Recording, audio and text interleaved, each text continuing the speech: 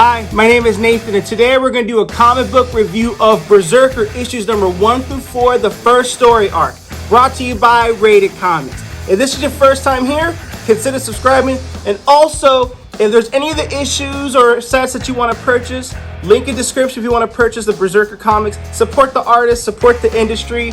With that being said, let's get into the review.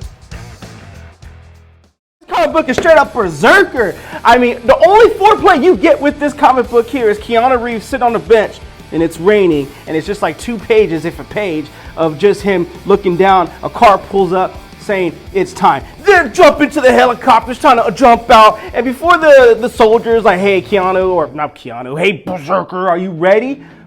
He doesn't even say anything, just jumps out and starts just going ham, savage, brutal attack on these soldiers in this palace, just punching them through faces, or punching in their faces, but going through, punching through their rib cage, guts, intestines, eyes bulging out. It's like, damn, Keanu, did you eat today? Hell no, he's got a mission to do. And in this palace, I keep calling Keanu. It is Keanu's comic book, but it's Berserker. So he goes in the palace and just starts punching through rib cages, blood, guts, just a brutality, just up the yang. I mean, okay, there's still no narration here. All we know is Keanu I keep saying Keanu. All we know is Berserker's going crazy. He punches the guy, and then there's this dialogue of, okay, donde está el presidente? Where's the president? And before the guy can answer, when the guy answers, I don't remember which one it is, Keanu, Berserker just takes him, and instead of just throwing him out the window and just letting him fall, Berserker just lunges, grabs onto him, lunges him through the window, Berserker going along with him, and just dives and crashes into this ice cream truck. Okay, 1, Berserker, think of the kids. 2, do you have a death wish or something? And then it's just more brutal attacks. And then the point where Berserker loses his cray. I mean, there's crazy and there's cray. He loses his cray when he finds the president, and the radio comm tells Berserker, hey, we want him alive. And then Berserker just loses his shit and just punches his fist through his head and in front of his son. I'm like, okay, all right, Berserker, after you're done with this mission, I know you worked up an appetite, so you got to get something to eat today. I mean, this comic book really has little to no narration and just craziness happening here. Let me end this right here. Thanks for tuning in. Thanks for staying. I had to record at a different location because the previous location is being used. But my only negative about this book, if it's really a negative, is the part where Keanu Berserker has a flashback of him being a baby and he bites the mama's. Come on, you can't bite the nipple, you can't bite the nipple, Berserker. I mean, geez, bro, you're messing up for the rest of us. You can't bite the nipple, Berserker. We start off with Berserker telling Dr. Diana that his people were nomads looking for a place to settle. Eventually they found a valley that was surrounded by surrounding tribes that were hard to defend against. So this was 80,000 years ago, and he was born to be their protector, so he tells his story how that came about. And during the raid, where these villagers would come in and take away their harvests, and even the women and children were not off limits, Berserker's mother and father had this discussion like, hey, we have no weapons or the strength or the resources. And the mother response was, we have the gods that our ancestors prayed into the cave so long ago. And the father said, the gods that I know I still pray to? Yes, what do we propose? Well, we ask him for a weapon. So she gathers some herbs and some substances, and she goes to the cave, and she's like, look, we have no choice but to do this. There's going to be a time where one day they just decide to take you and me or the entire village. So she prays this una hupa huma nuka nuka apuaha kind of preach. I can't read that. And then before you know it, lightning strikes, and it's just like this massive explosion, this bolt of energy that just came in. And this lightning figure that looks like it just, hey, I'm gonna do the deed with you. You want a gift? Here's your gift. So later on, before you know it, she wakes up and she's pregnant, and the husband's like, wait a minute, I'm the one that's supposed to be getting it in. Well, we asked for a gift, right? Our prayers are answered. So a baby gets born, and this Berserker, all cute, blue eyes and Berserker bites the nipple. Berserker, we had this discussion in Berserker issue number 1. You don't bite the nipple. You mess it up for the rest of us. They get excited. They tell the village people. The village people are like, well, it's just a child. What good is it to us? Look, Berserker puts his hand in the fire and doesn't even flinch. Then Berserker tells Dr. Diana that there was something inside of him, like the opposite of how hunger builds.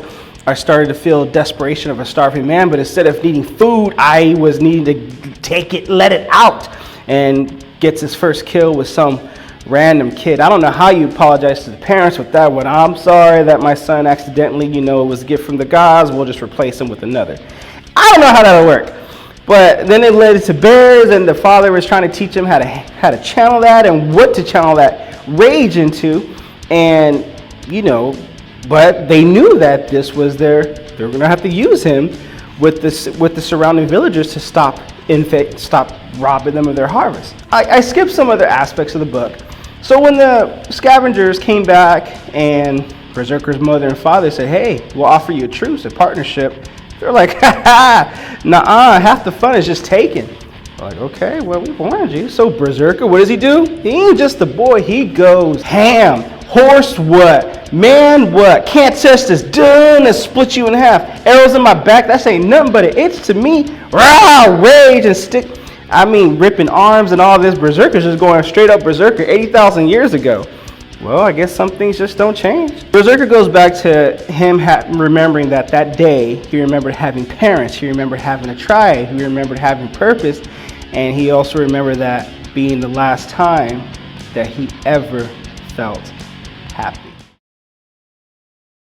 In this book right here, we go into a little bit of BRZRKR's history with all this massacre and killing going on, and it's only been 2 seasons and he already became a man.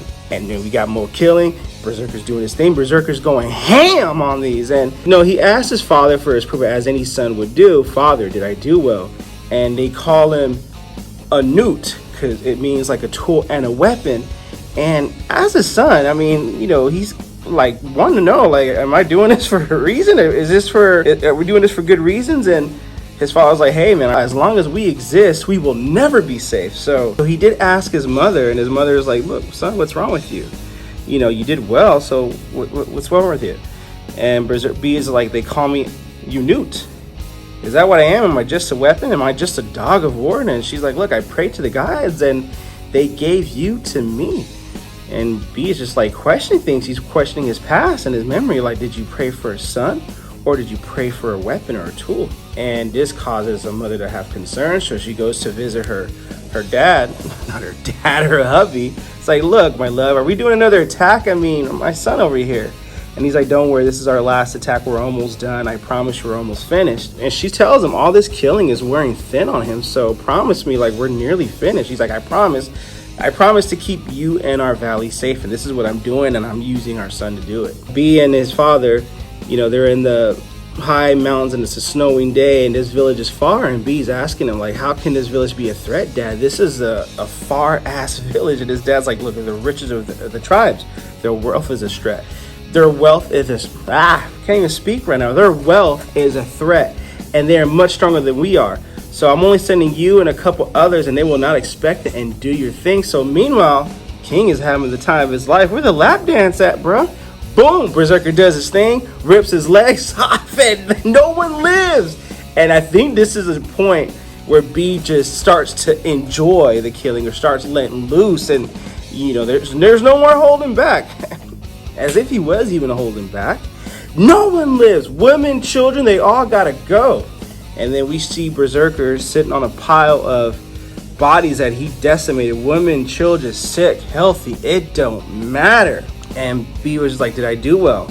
Yes, son, you did. So meanwhile, they go on another quest, another conquest, and there's a rumor of a new tribe nearby that plots against us, son. And these rumors of riches beyond measure. And there goes another lightning, a red lightning. And what's funny is it's very similar to how Berserker was made through gods, through lightning. And the father was like, okay, what has your mother done, or what has been done? So Berserker asked his father, you never answered my question. How, are you my father? So Berserker's dad's like, hey man, we prayed to the gods to give you to us, but you are my son as much as she is your mother. Just know that we love you and we will be nothing without you. We'll never do anything that hurts you.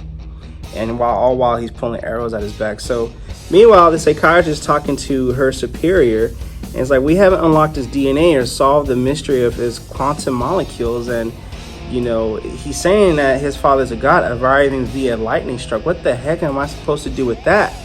Look, 1 lightning strike will be singularity, but 2 means it's reproducible. Keep him talking, keep him remembering, and keep focused on the mission, girl. Now we understand how Berserker is just losing his stuff, losing his temper, just going ham on the mission to Chile.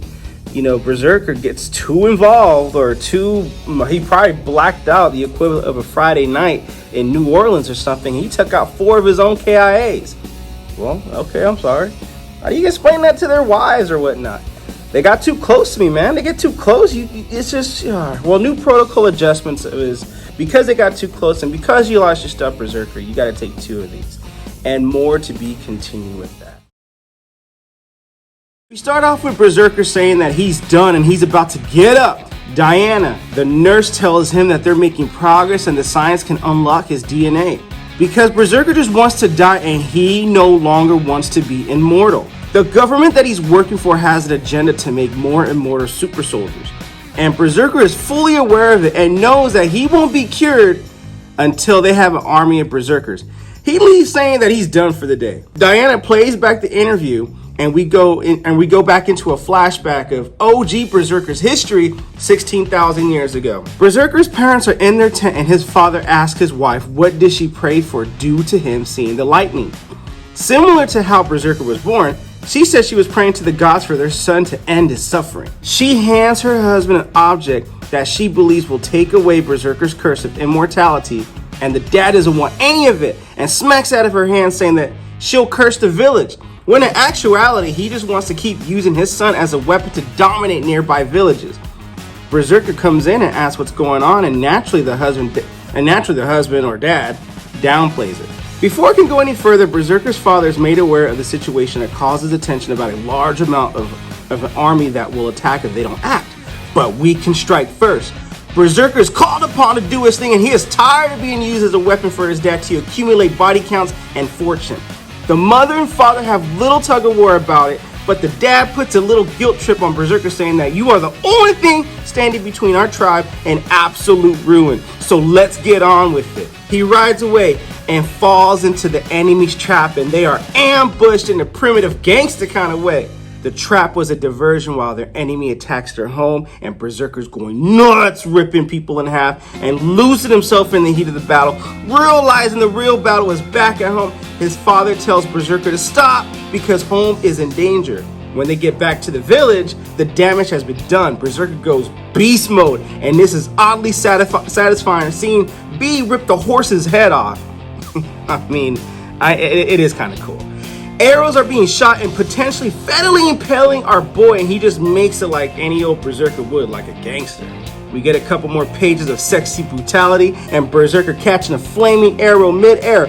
Looking upon all this massacre and bloody destruction, more army troops are coming in and they mean business.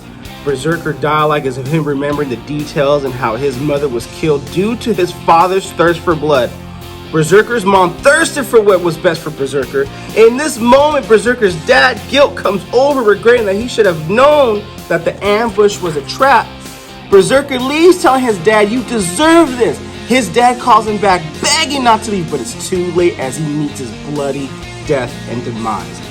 What Berserker wanted most 16,000 years ago was his mother. We also get a look at the object that is believed to end his curse.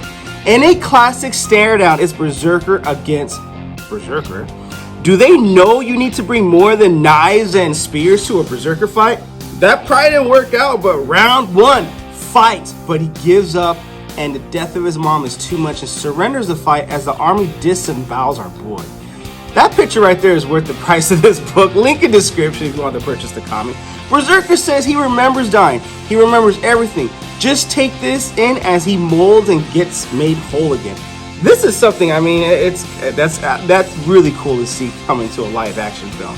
Then he shares, even though he remembers dying, He also remembers that he can't be killed. He couldn't die as he walks into the sunset to an unknown, whatever he's going to do between now and present time. Diana arrives to Berserker's home and calls him by his primal name, Onu, and we end off with this book in the ultimate cliffhanger and the ultimate mystery, and definitely looking forward to issue number 5, and this book is very well worth it. Berserker issue number 4, what'd you think of the comic? Comment below, let me know. And to announce our winners for the new subscriber is, congratulations Blaze, and the winner of the OG subscriber is, congratulations Armadillo. Thank you guys for subscribing. Thank you guys for being part of the Rated Comics community. And to claim your prize, just DM us on Instagram, TikTok, Facebook Messenger, where you want your comics to be mailed at. So stick around, guys. If you're new to this channel, you know what to do. At Rated Comics, we do really cool comic book reviews, comic book related content, and the occasional comic book giveaway. And the next video will come out shortly about when and what comic book giveaway we're going to do next to not only a new subscriber, but an OG subscriber for helping this channel grow. Thanks again for watching. Until next time.